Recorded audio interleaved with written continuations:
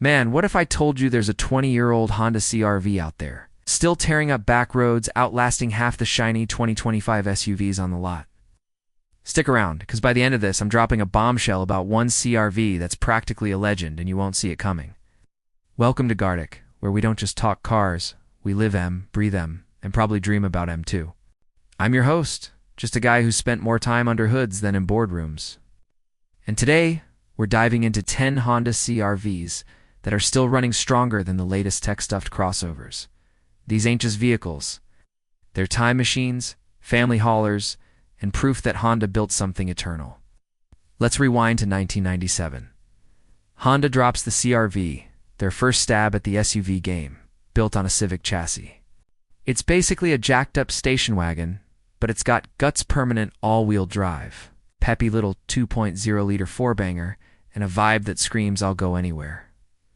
That first-gen CR-V, with its quirky spare tire on the back and picnic table under the floor, wasn't trying to be fancy. It was a tool like a good wrench, and man, did it work. I knew a guy, Tommy, who bought one in '98, drove it from Philly to Baja, Mexico on a whim. No GPS, just a map and a dream. That thing's still in his garage, 300,000 miles deep, still purring like it's got something to prove. Now, fast forward through the years, CR-V evolved sleeker, roomier, but never lost that bulletproof soul. We're talking second-gen models from the early 2000s with that 2.4-liter K-Series engine, smooth as whiskey and just as reliable. I've seen these things hit 400,000 miles with nothing but oil changes and a prayer. Compare that to a 2025 SUV loaded with screens, sensors, and enough computers to launch a rocket. Sure, they're comfy.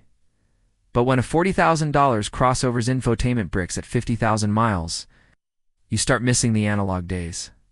The CR-Vs on this list, they don't care about your Wi-Fi signal. They just run.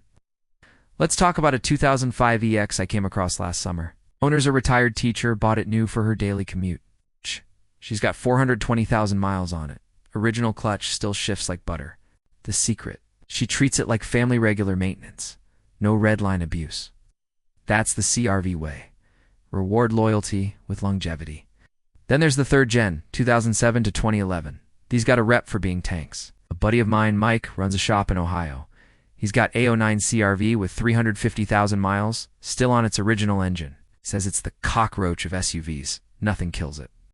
The 2.4-liter in those years was a workhorse, and the 5-speed auto could take a beating. Compare that to a 2025 Hyundai Tucson. Nice ride, sure, but those dual-clutch transmissions are finicky. One bad shift, and you're in the shop. The CR-V just laughs and keeps going. Now let's get weird for a second. Ever heard of a CR-V converted into a mini camper? I met a guy at a car meet in Nevada, turned his 2003 into a rolling home. Solar panels, fold-out bed, the works. He's been living in it for 6 years, crisscrossing the country, 280,000 miles and counting. That's the kind of soul these CR-Vs have. They're not just cars, they're stories. You don't get that from a 2025 Mazda CX-5, no matter how pretty its curves are. The fourth gen, 2012 to 2016, brought in Earth Dream's tech-fancy name for Honda's efficiency push. These CR verses could hit 30 mpg on the highway and still haul your family, dog, and half a Home Depot. I saw one last month, a 2014 with 310,000 miles, still ferrying kids to soccer practice. The owner swore by synthetic oil and never skipping a timing belt. Meanwhile, a 2025 Nissan Rogue, it's got a turbo 3-cylinder that sounds like a blender. It's fun for now, but good luck at 200,000 miles. Even the 5th gen, 2017 to 2022, is proving itself. There's a 2018 CR-V Turbo out there with 250,000 miles, driven by a delivery guy in Chicago. He says the 1.5-liter turbo's still got pep, despite early oil dilution scares. Honda fixed that issue quick, and these rigs are racking up miles like it's nothing. Compare that to a 2025 Subaru Forester Solid, but that CVT drone gets old fast. The CR-V's got character, even in its newer forms. Here's a gearhead secret. The CR-V's magic ain't just in the engine. It's the whole package. It's chassis balance, simple suspension, and a design that doesn't overcomplicate things. A 2001 model I test drove last year felt tighter than some 2025 crossovers fresh off the lot. That's Honda engineering over build it, make it last. Ever wonder why taxi drivers in small towns still rock second-gen Kia Versys? They're cheap to fix, and parts are everywhere. Try that with a 2025 plug-in hybrid. One dead battery, and you're selling a kidney. Now, the 2025 CR-V itself ain't no slouch. Hybrid's punchy. 204 horsepower, 247 pounds-feet of torque from that electric motor. It's refined, roomy, and Car and Driver called it the most fun to-drive compact SUV.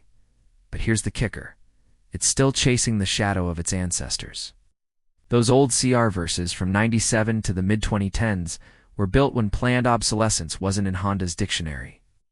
A 2007 CR-V I saw at a junkyard last week still had a working radio and power windows, sitting there with 380,000 miles. Show me a 2025 SUV doing that in 2040? All right, time for that bombshell. There's a 1999 CR-V out there, owned by a farmer in Idaho. This thing's got 600,000 miles, original engine, and it's still his daily driver. He's off-roading it, hauling hay and chasing cows across his ranch. Honda doesn't even know about this guy, but he's their unsung hero. That CR-V's a middle finger to every overpriced, over-engineered 2025 SUV that LLB in a scrapyard by 2035. Find me a story like that about a brand new crossover. I'll wait. So, what's the big takeaway? These CR-Vs teach us something. Cars used to be built to last, not just to sell. They reproof you, Dan T. Need a touchscreen the size of a TV to get where you're going. Next time you're eyeing a shiny 2025 SUV, ask yourself, will it still be running in 20 years? Or will it be another gadget that fizzles out? Hit the road with us next time on Gardic, where we're digging into the machines that make you feel alive.